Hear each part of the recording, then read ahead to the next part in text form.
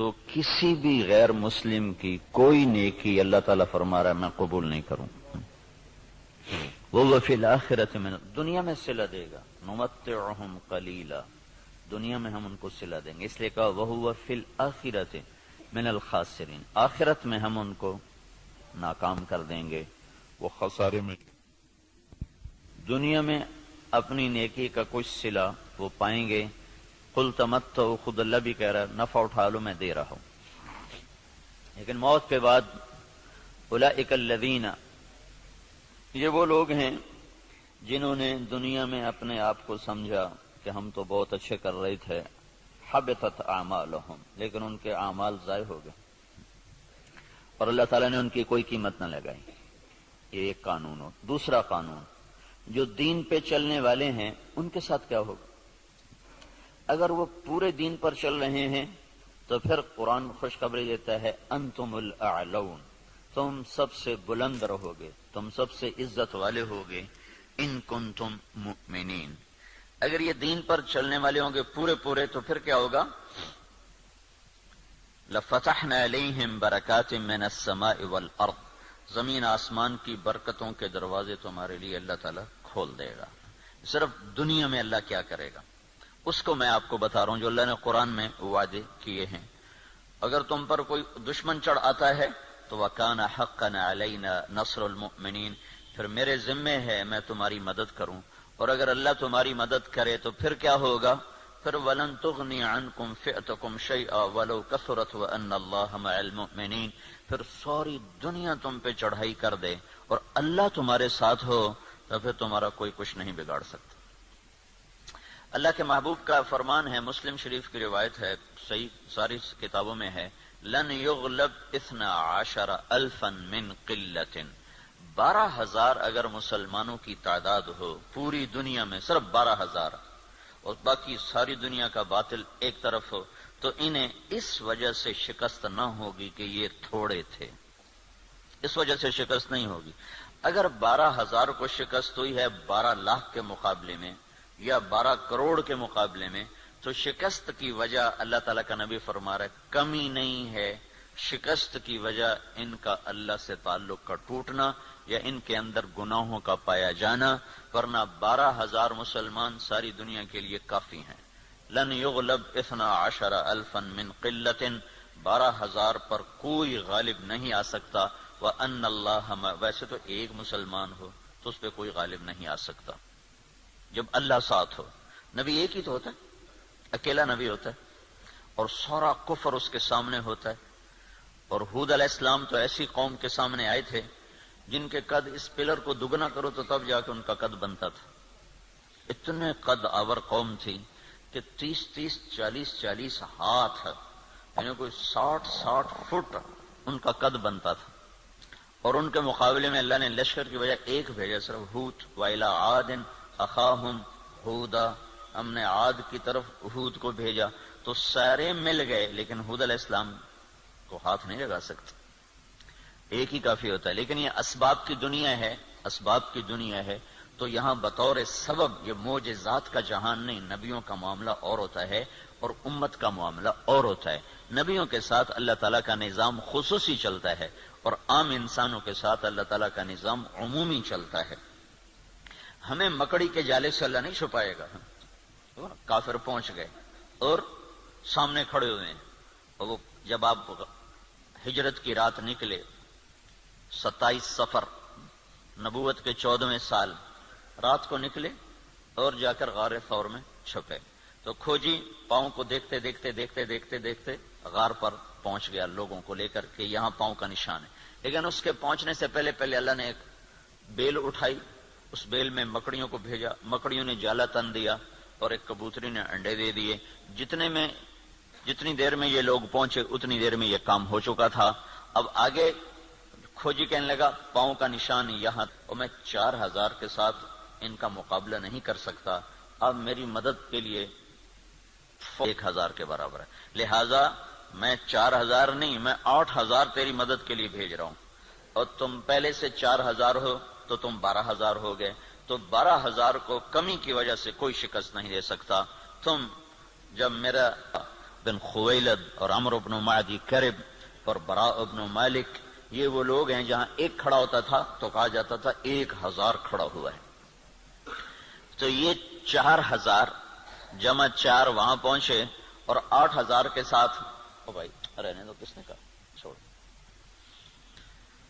تو عمرو بن عاص رضی اللہ تعالی عنہ نے لشکر کی کمان عبادہ بن صامت کے حوالے فرما دے. عبادہ بن صامت کیسے شاہ سوار تھے؟ وہ جنگل میں نکل کے تہجد پڑھ رہے تھے، جنگل میں، جنگ کے دنوں میں. تو مصریوں کی ایک ٹولی اوپر سے نا راؤنڈ لگاتی ہوئی آ رہی تھی، 20 گھوڑ سوار، 20 آدمی، 20. تو انہوں نے دیکھا کہ ایک عرب سپاہی نماز پڑھ رہا ہے، تو انہیں ایک دم حملہ کیا. ان کی تلوار پاس تھی، انہوں نے پیچھے پلٹ کے دیکھا 20 یہ اکیلے ہیں اور وہ گھوڑ سوار یہ پیدل. انہوں نے تلوار اٹھائی اور 20 میں سے 16 کو قتل کیا، باقی 4 بھاگ گئے. جب وہ بھاگے تو پھر اللہ اکبر، پھر نماز شروع کر. تو ان کے سر پہ انہوں نے امارت کا امامہ باندھا، کا آج تو بسم اللہ کر. تو عبادہ بن صامت رضی اللہ تعالیٰ عنہ بدری صحابہ میں سے ہیں، بدری صحابہ میں سے. تو یہ جو 4 آدمی بھیجے تھے، چاروں جنگ بدر کے شریک تھے. تو 12000 نہیں تھے، 8000 جمع 4 تھے. اور اسکندریہ جو مصر کا سب سے بڑا شہر تھا اور طاقتور اس کی فوج تھی، اللہ نے 8000 کے ذریعے سے وہ زیر کروا دیا کہ 12000 کو شکست ہو گئی. تو سمجھو کہ کمی کی وجہ سے نہیں، کوئی اور ہے. اب تو 1 ارب مسلمان ہیں، 1 ارب مسلمان ہیں اور ذلت چھائی ہوئی ہے. اور اس سے عجب بات یہ ہے کہ دنیا کی سب سے طاقتور چیز اس وقت تیل ہی، وللمؤمنین، عزت صرف تمہیں ملے گی، کافر کو ذلت ملے گی. لفتحنا علیہم برکات من السماء والارض، زمین آسمان کی برکتوں کو میں دروازے کھول دوں گا اور تمہاری زمین کا ذرہ ذرہ وہ برکت بنے گا، آسمان کا قطرہ قطرہ وہ برکت بنے گا. تم پہ دشمن چڑھے گا تو کان حقا علینا نصر المؤمنین، میرے ذمے ہے میں تمہاری مدد کروں، میں خود آؤں گا. ان تستفتحوا فقد جاءکم الفتح وان تنتهوا فهو خیر لکم وان تعودوا نعود. اللہ اکبر. یہ جنگ بدر کی آیات ہیں. اللہ تعالیٰ کہہ رہا ہے پتہ چل گیا نا تمہیں کہ اللہ کس کے ساتھ ہے. اور تم کہا کرتے تھے حق کو واضح کر، آج حق واضح ہوا کہ تم ذلیل ہوئے اور بے ہتھیار بے سر و سامان وہ کامیاب ہوئے. اب جاؤ اور بس کر دو تو تمہارے لیے اچھی بات ہے. اگر تم لوٹو گے تو میں لوٹوں گا. ان تعودوا نعود، اگر تم آؤ گے تو میں آؤں گا. تو اللہ کے ساتھ کون لڑے؟ جب ہرمزان، تستر ایک جگہ تھی ایران کی کا ایک صوبہ تھا تستر، وہ 1 سال کے بعد فتح ہوا تھا. اس پر اتنی لمبی جنگ چلی کہ 1 سال، ایک قلعہ 1 سال لے گیا تھا. تو اس کے سردار ہرمزان پکڑا گیا، زندہ پکڑا گیا. تو عمر رضی اللہ عنہ نے فرمایا کہ اسے مدینے بھیجو. جب وہ مدینے پہنچا تو عمر رضی اللہ عنہ نے پوچھا بھائی کیا حال ہے؟ کہنے لگا کیا پوچھتے ہو؟ جب ہمارا تمہارا مقابلہ تھا تو ہم تمہیں اپنے جوتے کی نوک پہ نہیں لکھتے تھے. جب تم نے اللہ کو ہمارے سامنے کھڑا کر دیا تو اب اللہ سے کون لڑے؟ یہ ایک مجوسی ایرانی سردار کی بات تھی. جب اللہ کو سامنے کھڑا کر دیا تو اب اللہ سے کون لڑے؟ پھر وہ ایمان لایا، کلمہ پڑھا. حضرت عمر کے بڑے اچھے ساتھیوں میں وہ شمار ہوتے رہے رحمت اللہ علیہ. تو اگر پورا دین ہے تو پھر اللہ یہ قانون بتا رہا ہے. اگر ادھورا دین ہے پھر کیا ہوگا؟ پھر وہی ہوگا جو ہو رہا ہے. لیکن میں قرآن سے بھی بتاؤں گا کہ کیا ہوگا. ہوگا تو وہی جو ہم دیکھ رہے ہیں. لیکن اللہ کا قرآن بھی اس کی طرف نشاندہی کرتا ہے، بتلاتا ہے کہ اگر تم ادھورے چلو گے، پورے نہیں چلو گے. دیکھو نا 33 نمبر لے کر بھی تو آدمی پاس ہوتا ہے، لیکن کوئی اس کو جاب دیتا ہے، کوئی نوکری دیتا ہے. کہا جی کون سے ڈویژن ہے؟ کہا جی 3rd ڈویژن کا. جا جتی چاہتے ہونے نکل جائے. 1st ڈویژن والے کو لوگ دیکھتے ہیں کہ ہاں بھائی کتنے نمبر لیے تھے آپ نے، کتنا ایکسپیرینس ہے آپ کا. تو ہم 33 نمبر والے مسلمان ہیں. تو اللہ سے ہم مانگتے ہیں 100 نمبر والا معاملہ. تو اب اللہ تعالیٰ کا قرآن بتاتا ہے، کیا کہتا ہے؟ وَلَنُذِيقَنَّهُمْ مِنَ الْعَذَابِ الْأَدْنَى دُونَ الْعَذَابِ الْأَكْبَرِ لَعَلَّهُمْ يَرْجِعُونَ.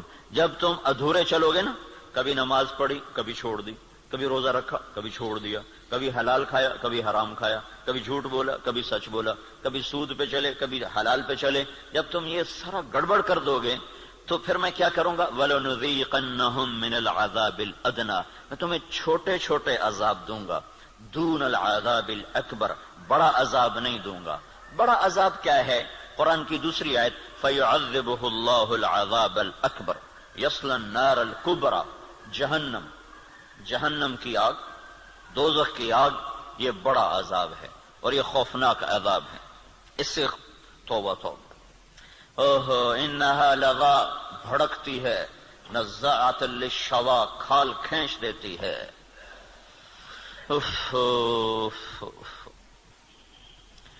اللہ تعالیٰ کہہ رہا ہے میں چاہوں گا کہ تمہیں دوزخ میں نہ ڈالوں، یہیں صاف کروں. پھر بھی گناہ رہ گئے تو پھر جہنم میں جائے گا، پھر بھی اگر رہ گئے تو جہنم میں جائے گا. جب کوئی آدمی فرض نماز چھوڑ دیتا ہے اور پھر وہ توبہ نہیں کرتا، چھوڑی جاتا ہے تو اس کے نام کا ایک دروازہ جہنم میں کھول دیا جاتا ہے. اسے اس دروازے میں سے گزرنا پڑے گا چاہے ایمان پہ خاتمہ ہو. اللہ تعالیٰ کے نبی جب معراج پر گئے تو ایک جگہ دیکھا لوگ الٹے لٹکے ہوئے نا، تو ان کو نیچے سے آگ جلا رہی، ان کے پاؤں بندھے ہوئے رسے سے اور ان کو نیچے آگ جلا رہی. تو آپ نے پوچھا یہ کون لوگ ہیں؟ کہا جو روزہ نہیں رکھتے تھے. تو روزہ نہ رکھنا یہ تو مسلمان کے لیے، کافر سے تو روزہ مطلوب نہیں. ایک جگہ آپ نے دیکھا ایک آدمی لیٹا ہوا ہے تو ایک فرشتے کا ہاتھ میں پتھر ہے بہت بڑا، اس کے سر کے اوپر مارتا ہے، اس کا سر کیما ہو جاتا ہے، پتھر دور جا گرتا ہے. وہ پتھر اٹھانے جاتا ہے، واپس آنے تک اس کا سر ٹھیک ہو جاتا ہے، وہ پھر اس کے سر پہ پتھر مارتا ہے، وہ پھر کیما ہو جاتا ہے. تو آپ نے پوچھا یہ کون ہے؟ کہ یہ وہ جو عشاء کی نماز پڑھے بغیر سو جاتا تھا، جو عشاء پڑھے بغیر. اور لاکھوں کروڑوں مسلمان ایک نماز بھی نہیں پڑھتے، عشاء کی کیا بات ہے، ایک بھی نہیں پڑھتے. تو بڑا عذاب آگے کا ہے، بہت خوفناک ہے، بہت خوفناک ہے. آگے آپ گئے تو آپ نے دیکھا ایک آدمی کا پیٹ ہے جیسے گنبد ہوتا ہے، گنبد کی طرح بڑا پیٹ ہے. اس پیٹ کے اندر سانپ گھسے ہوئے اندر، اور اس کو اندر سے ڈس رہے ہیں. اس کی چیخ و پکار ہے. تو آپ نے کہا یہ کون ہے؟ کہا یہ سود کھانے والے. تو بڑا عذاب آگے ہے، زلزلہ، دشمن کی چڑھائی، دشمن کے ہاتھوں قتل، دریاؤں کا سوکھ جانا، بجلی کا ختم ہو جانا، محبتوں کا اٹھ جانا، برکتوں کا اٹھ جانا، آپس کی لڑائیاں، قتل و غارت، بد امنی، مہنگائی. یہ ہے وَلَنُذِيقَنَّهُم مِّنَ الْعَذَابِ الْأَدْنَىٰ، چھوٹے چھوٹے عذاب دوں گا، دون العذاب الاکبر، بڑا نہیں دوں گا. لعلہم یرجعون، شاید تم مسجدیں بھر دو اور تم توبہ کر لو اور تم اللہ کے سامنے جھک جاؤ اور تم اللہ کو منا لو اور اللہ کے نبی کے طریقوں پر آ جاؤ. تو ما یفعل اللہ بعذابکم ان شکرتم وآمنتم وکان اللہ شاکرا علیما. اللہ تعالیٰ فرماتا ہے تمہیں سزا دے کے مجھے کیا خوشی ہوتی، تم انسان بنو، جو کہتا ہوں کرو، جس سے روکتا ہوں چھوڑو، تو میں تمہیں عذاب دے کے مجھے کوئی خوشی نہیں ہے، لیکن تم میرے من کے چلو، میرے بن کے. آپ 5000 تنخواہ دے کر اگلے کی کھال اتار دیتے، ذرا سا گڑبڑ کر دے تو اس کی ماں بیٹی نہیں چھوڑتے. اور اللہ تعالیٰ سر سے لے کر پاؤں تک وجود دیتا ہے. ایک سیل ساری دنیا مل کے نہیں بنا سکتی. ایک سیل میں جو جہان کام کر رہا ہے ساری دنیا عاجز ہے اس ایک سیل کا. صرف ایک سیل کا جہان سمجھنے سے دنیا کا انسان عاجز ہے. اور کئی خرب سیلز جمع ہوتے ہیں تب اللہ ایک انسان بناتا ہے. ہر سیل میں ایک کائنات ہے جس کا نظام اللہ تعالیٰ چلاتا ہے. تو اس کے بعد اس کا اتنا حق نہیں ہے کہ میری مان کے چل، میری مان. اطیع اللہ واطیع الرسول، اللہ کی مانو اور اللہ کے رسول کی مانو، اپنی مرضی پہ نہ چل. اور پھر اس میں اللہ تعالیٰ ایک ہمارے ساتھ سودا کرتا ہے کہ عبدی انت ترید وانا ارید ولا يكون الا ما ارید فان سلمت لي فيما ارید كفيتك فيما تريد وان لم تسلم لي فيما ارید اتعبتك فيما تريد ولا يكون الا ما ارید.